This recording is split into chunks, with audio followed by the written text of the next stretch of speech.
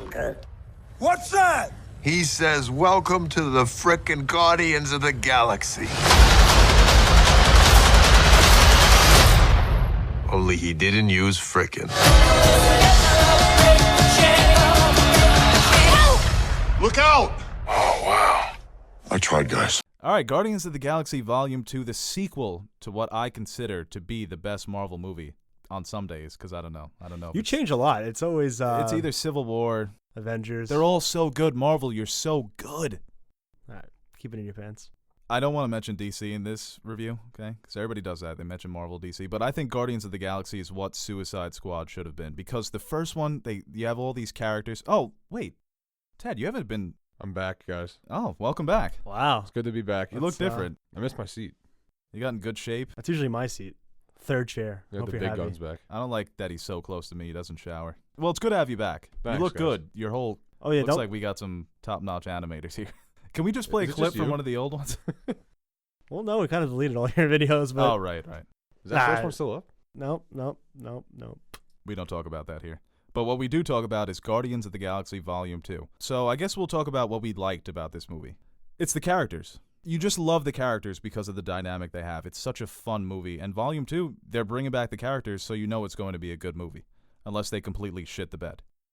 Yeah. And they didn't. Yeah, nothing close to that, but... What makes it so good is that they mesh well. What I liked about it, it showed them trying to get almost starting to get sick of each other. They're a family now. Yeah, the chemistry is still there. I mean, between the actors, Chris Pratt, who would have known that this guy would be such a charismatic actor? Dave Bautista, Zoe Saldana as Gamora. Even the voice actors, Bradley Cooper as Rocket Raccoon, who's my favorite Guardian. You still have that magic from the first movie. I don't know what he's doing. I tried picturing him talking as a raccoon. Or Bradley Cooper? Couldn't do it. I couldn't see him talking. You have to watch the B-roll. He's trying to do like a Joe Pesci. Like, hey, Groot, hey. You're right. Funny how? But going with the movie characters, not so much the actual characters playing the roles. You definitely see them, they have grown as a team since the first movie. Yeah. But like you said, the characters definitely are the standout of the Guardians section of the Marvel Universe. More so than I think any other, the Avengers or anything like that. They sell it more as a team where you actually buy into it. And the Avengers, I mean, they kind of broke up, so... Yeah. Score one for the Guardians. Spoilers. I think the best part what they did in this movie is especially when they split up for part of the movie. It was very Empire Strikes Back. Break the band up and then you get it back together. And I think the new additions too were actually very well done. Mantis, Kurt Russell as Ego. One of the biggest criticisms was that the Sovereign kept showing up at random points throughout the movie, but I thought they were good cannon fodder. It was nice to see our team. They didn't have to be in a movie. Yeah, they honestly didn't have to be in the movie, but they didn't distract me. I didn't say, oh, look, these guys again. But this movie, like you said, it's more about how they're getting annoyed with each other. And at the end, they're back together again. You know, they throw a curveball. They introduce Star-Lord's father, who was Ego the Living Planet, one of the main supervillains from the Marvel Comics. This was one of the best Marvel villains outside of Loki. Yeah, he's very much like Star-Lord in a way. They're both very charismatic characters. They draw attention to them when they're on screen every time. I mean, Kurt Russell's pretty much awesome in anything he does. Yeah, if you want to get somebody more charismatic than Chris Pratt or on that level, that's who you cast. Yeah, he's kind of like gave me like an old... or Sandra Bullock. Sandra Bullock's a great actor, but I don't think she could play a dad. Okay. Don't be a sexist. Oh no, you're triggered. being sexist by separating them. I'm a genuine. Separate but equal. Do not put this in. What made Ego or Kurt Russell so good in this movie is that he made you forget that he was a villain. Right, halfway through the movie, I'm thinking, who's the villain in Who are this they movie? gonna fight? Yeah, I thought Kurt Russell and Chris Pratt were gonna team up and fight the villain. Yeah, I'm I waiting thought for that him was to the show team up to the up. planet. Yeah, Thanos was gonna come through. No, can't bring him in though. Again, they didn't show him again. Well, not again. But He they probably showed- like slightly got off his chair and he was like, nah, next time. And I like how they're exploring the family dynamic, especially between Peter, that he has to choose between the family that he never had and his friends. It's cliche, but it works as an overall story. I thought the story in Guardians 2 was better than the first one, because the first one is kind of serving the Marvel Universe, but this doesn't really have implications on the larger universe in Volume 2. The only thing I'd argue against that is I would rather a movie have implications on the bigger universe than not really mean anything. Well, it didn't really have an effect on the team either. Well, it's Other a cool. than that, It's a cool story. It helps. I think it just gives more of an insight into the characters. it feels like a Marvel movie, but it feels like its own movie as well. Where without having to connect things from movie to movie, you can just have a story that is contained. Civil War, it's, what's going to happen next? Age of Ultron, that's why Joss Whedon quit Marvel, because he was so frustrated that he had to tie everything in. It seems like they gave creative control to James Gunn and said, just give us a great movie. And I don't think this was a great movie. I disagree, but I think You think this was a great movie? Yeah, not as good as the first. Great movie? Not as good as the first, but I really enjoyed it. You think it's better than The Godfather?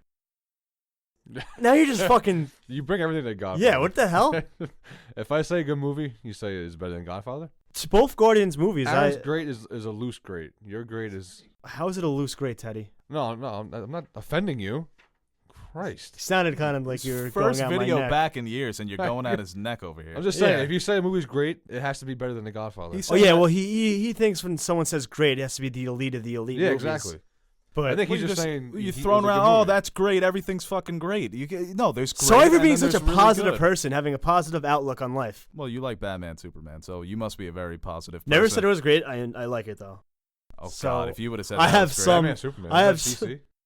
I have some dignity God when it damn comes it. to my level of greatness from movies. When I go to the movies, I think the two Guardians movies are the most fun I've had in a movie theater. So you would say the first Guardians is great. This one's not as good, but it's great.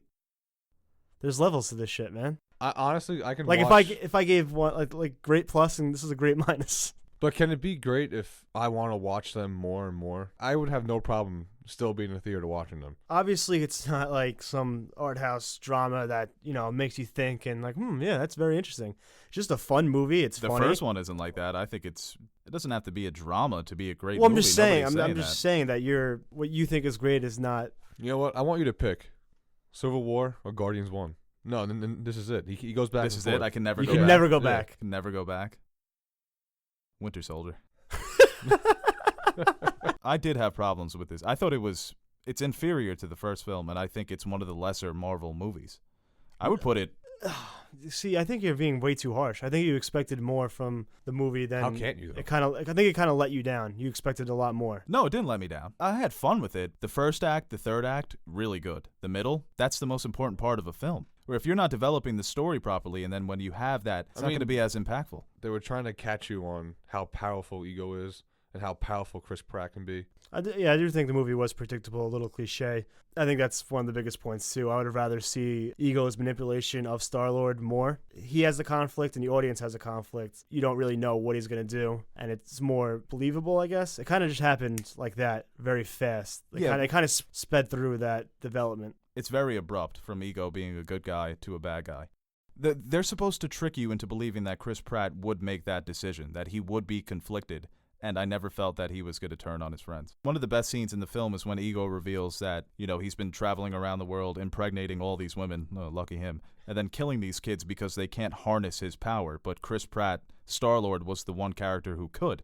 And then he admits, oh yeah, I killed your mother. But then all of a sudden, they make a David Hasselhoff joke in the middle of that scene. That's the other biggest problem I had with this film, is that the jokes were just rapid fire. I honestly... enough. And I defend Marvel, right? Yeah, you do. I don't think there was more than 5 minutes without a joke in the whole movie. Oh, my That's God. The other thing I didn't like. I thought it was funnier than the first. They definitely could have eased up just a little. I know you said that in the first one it flowed together well, where this one they were kind of just thrown in. Yeah, the jokes served the story in the first one, where in this movie they were just catering to the jokes, where everything had to be a quip or a punchline.